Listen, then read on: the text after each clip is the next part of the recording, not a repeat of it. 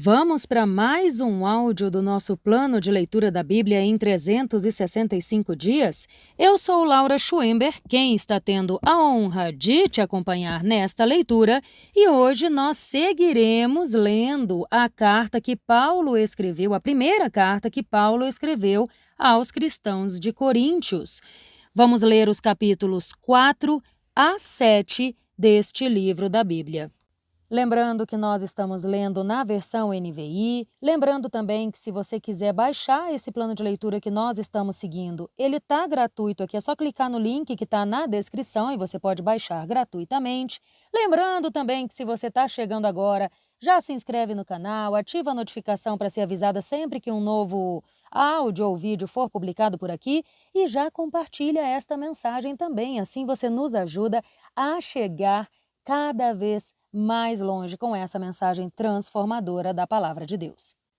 Vamos então para o nosso trecho de leitura de hoje, capítulo 4, Apóstolos de Cristo.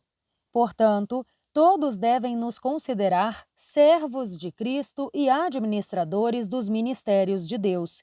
O que se requer desses administradores é que sejam fiéis.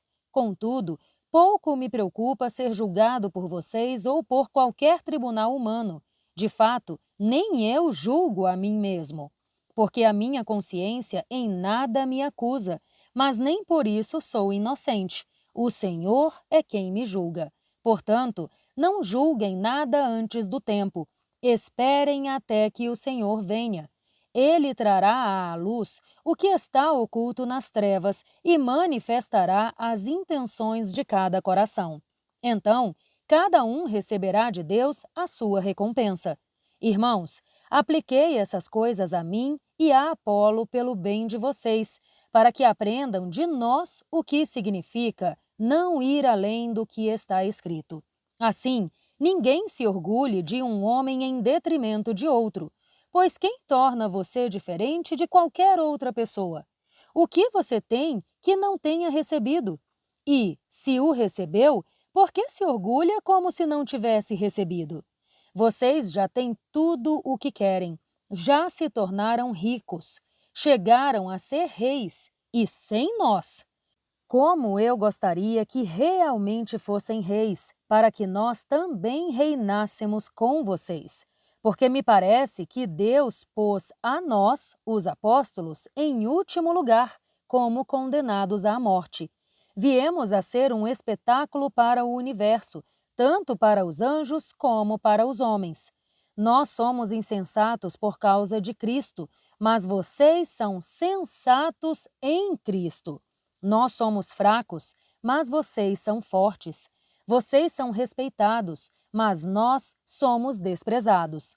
Até agora, estamos passando fome, sede e necessidade de roupas. Somos tratados brutalmente, não temos residência certa e trabalhamos arduamente com as próprias mãos. Quando somos amaldiçoados, abençoamos. Quando perseguidos, suportamos. Quando caluniados, respondemos amavelmente. Até agora, tornamo-nos a escória da terra, o lixo do mundo. Não escrevo estas coisas para envergonhar vocês, mas para os aconselhar como a meus filhos amados. Embora possam ter 10.000 tutores em Cristo, vocês não têm muitos pais, pois eu mesmo os gerei em Cristo Jesus por meio do Evangelho. Portanto, suplico que se tornem meus imitadores. Por essa razão, estou enviando a vocês Timóteo, meu filho amado e fiel no Senhor, o qual trará à lembrança de vocês a minha maneira de viver em Cristo Jesus, o que está de acordo com o que ensino por toda parte em todas as igrejas. No entanto, alguns de vocês se tornaram arrogantes, como se eu não fosse mais visitá-los. Mas irei muito em breve, se o Senhor me permitir. Então, saberei não apenas o que estão falando esses arrogantes, mas que poder eles têm. Pois o reino de Deus não consiste em palavras, mas em poder. O que preferem? Devo ir a vocês com vara ou com amor e espírito de mansidão? Capítulo 5. Imoralidade na Igreja. Por toda parte se ouve que há imoralidade sexual entre vocês, imoralidade que não ocorre nem mesmo entre os pagãos, a ponto de um de vocês ter relações sexuais com a mulher do próprio pai. E vocês estão orgulhosos. Não deviam, porém, estar cheios de tristeza e expulsar da comunhão aquele que fez isso? Apesar de eu não estar presente fisicamente, estou com vocês em espírito, e já condenei aquele que fez isso, como se estivesse presente. Então, em nome do Senhor Jesus Cristo e com o poder dele, quando vocês se reunirem e eu estiver com vocês em espírito, entreguem esse homem a Satanás, para que o corpo dele seja destruído, a fim de que o espírito dele seja salvo no dia do Senhor.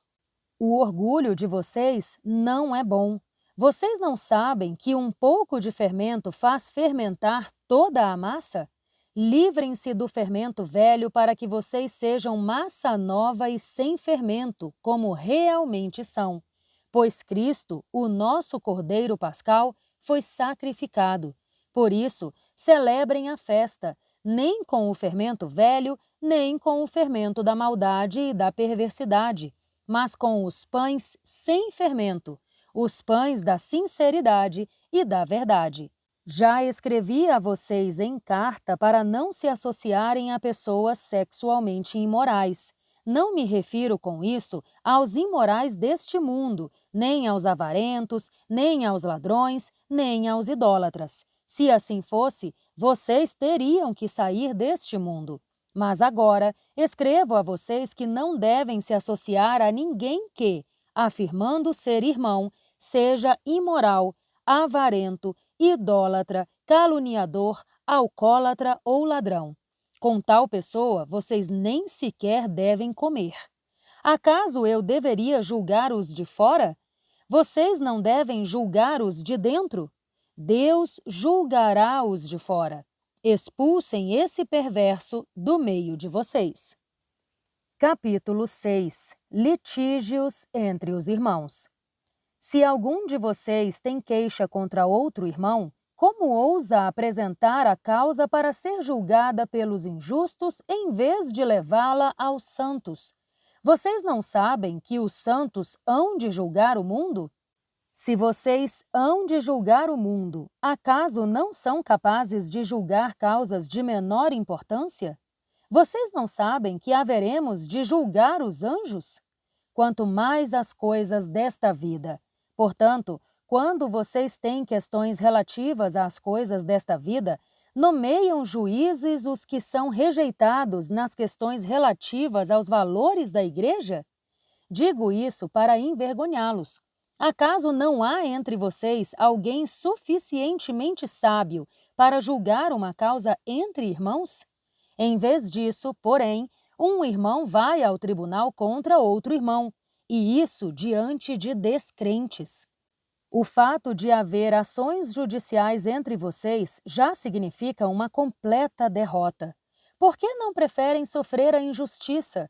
Por que não preferem sofrer o prejuízo? Em vez disso, vocês mesmos causam injustiças e prejuízos, e isso contra irmãos. Vocês não sabem que os injustos não herdarão o reino de Deus? Não se deixem enganar. Nem os sexualmente imorais, nem os idólatras, nem os adúlteros, nem homens que têm relações sexuais com outros homens, nem os ladrões, nem os avarentos, nem os alcoólatras, nem os caluniadores, nem os trapaceiros herdarão o reino de Deus. Alguns de vocês foram assim. Contudo, foram lavados, foram santificados, foram justificados no nome do Senhor Jesus Cristo e pelo Espírito do nosso Deus. A imoralidade sexual. Tudo me é permitido, mas nem tudo convém. Tudo me é permitido, mas eu não deixarei que nada me domine. Os alimentos são para o estômago e o estômago para os alimentos, mas Deus destruirá ambos. O corpo, porém, não é para a imoralidade sexual, mas para o Senhor, e o Senhor para o corpo. Deus, pelo seu poder, ressuscitou o Senhor e também nos ressuscitará. Vocês não sabem que o corpo de cada um de vocês é membro de Cristo? Tomarei eu os membros de Cristo e os unirei a uma prostituta? De maneira nenhuma. Vocês não sabem que aquele que se une a uma prostituta é um corpo com ela? Pois está escrito: os dois se tornarão uma só carne. Aquele, porém, que se une ao Senhor é um espírito com ele. Fujam da imoralidade sexual. Todos os outros pecados que alguém comete são cometidos fora do corpo, mas quem comete imoralidade sexual peca contra o próprio corpo. Acaso não sabem que o corpo de vocês é templo do Espírito Santo, que está em vocês, o qual receberam de Deus? Vocês não são de vocês mesmos, foram comprados por um preço. Portanto, glorifiquem a Deus com o corpo de vocês. Capítulo 7. Acerca do casamento. Quanto aos assuntos sobre os quais vocês escreveram, é bom que o homem não tenha relações sexuais com a sua esposa? Digo que, por causa da imoralidade sexual, cada homem deve ter relação sexual com a sua própria esposa e cada esposa com o seu próprio marido. O marido deve cumprir os deveres conjugais para com a sua mulher e, da mesma forma, a mulher para com o seu marido. A mulher não tem autoridade sobre o próprio corpo, mas sim o marido. Da mesma forma, o marido não tem autoridade sobre o próprio corpo, mas sim a mulher. Não se recusem um ao outro, exceto por mútuo consentimento e durante certo tempo, para se dedicarem à oração. Depois, unam-se de novo, para que Satanás não os tente por falta de domínio próprio. Digo isso como concessão, não como mandamento. Gostaria que todos os homens fossem como eu, mas cada um tem o seu próprio dom da parte de Deus, um de um modo, outro de outro. Digo, porém, aos solteiros e às viúvas, é bom que eles permaneçam como eu. Contudo, se não conseguem se controlar, devem casar-se, pois é melhor casar-se do que arder em desejos. Aos casados, dou este mandamento, não eu, mas o Senhor, que a esposa não se separe do marido. No entanto, se ela o fizer, que permaneça sem se casar, ou, então, que se reconcilie com o marido. Quanto ao marido, não se divorcie da sua mulher. Aos outros, eu mesmo digo isto, não o Senhor. Se um irmão tem mulher descrente e ela se dispõe a viver com ele, não se divorcie dela. Se uma mulher tem marido descrente e ele se dispõe a viver com ela, não se divorcie dele. Pois o marido descrente é santificado pela mulher, e a mulher descrente é santificada pelo marido. Se assim não fosse, os seus filhos seriam impuros, mas, de fato, são santos. Todavia, se o descrente decide separar-se, que se separe. Em tais casos, o cônjuge crente não fica debaixo de servidão. Deus nos chamou para vivermos em paz. Você, mulher, como sabe se salvará o seu marido? Ou você, homem, como sabe se salvará a sua esposa? Em todo caso, cada um continue vivendo na condição que o Senhor lhe designou e de acordo com o chamado de Deus.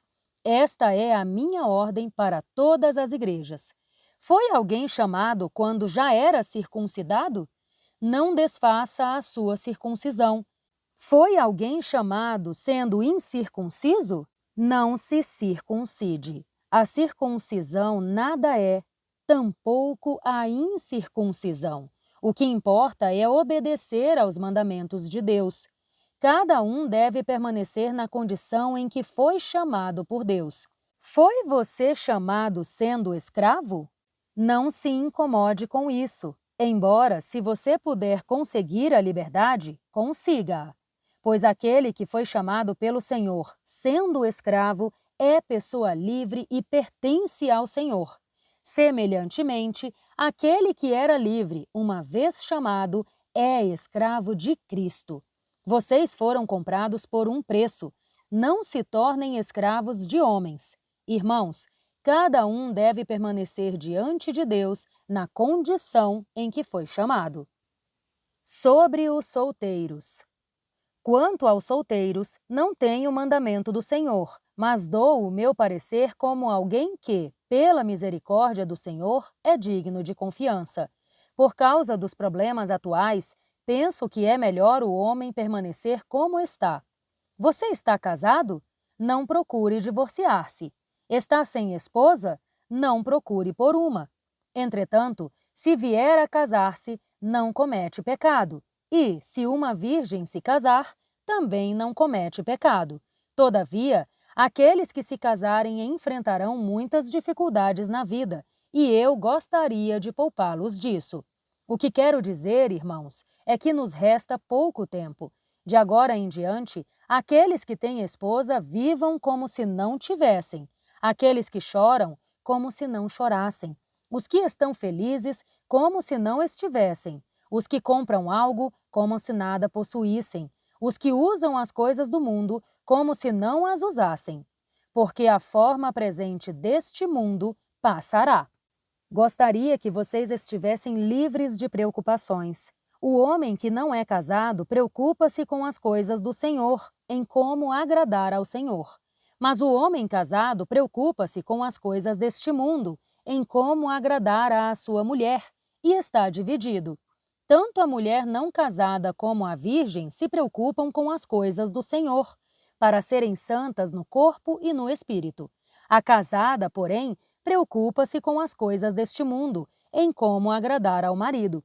Estou dizendo isso para o próprio bem de vocês, não para impor restrições, mas para que possam viver de maneira correta, em constante devoção ao Senhor, livre de distrações. Se alguém entende que está agindo de maneira indevida com sua noiva, que ela está passando da idade, achando que deve se casar, faça como achar melhor. Com isso, não peca. Casem-se. Contudo, o homem que decidiu firmemente no coração não ser dominado pelos seus impulsos, mas tem controle sobre a sua própria vontade, decidindo no coração não se casar com a virgem, este também faz bem. Assim, aquele que se casa com a virgem faz bem, mas aquele que não se casa faz melhor. A mulher está ligada ao marido enquanto ele viver, mas, se o marido dela morrer, ela estará livre para se casar com quem quiser, desde que ele pertença ao Senhor.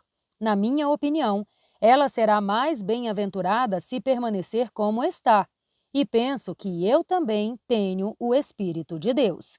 E com isso, nós encerramos então, minha gente, mais este trecho de leitura, mais este passinho que nós estamos dando juntas rumo à leitura completa da Bíblia em um ano. Espero que você tenha apreciado e que o Espírito Santo tenha falado o que você precisa escutar durante a leitura desse nosso trecho de hoje. Te espero aqui amanhã, hein? Para mais um passinho juntas no nosso plano de leitura. Um grande beijo e até lá! Tchau, tchau!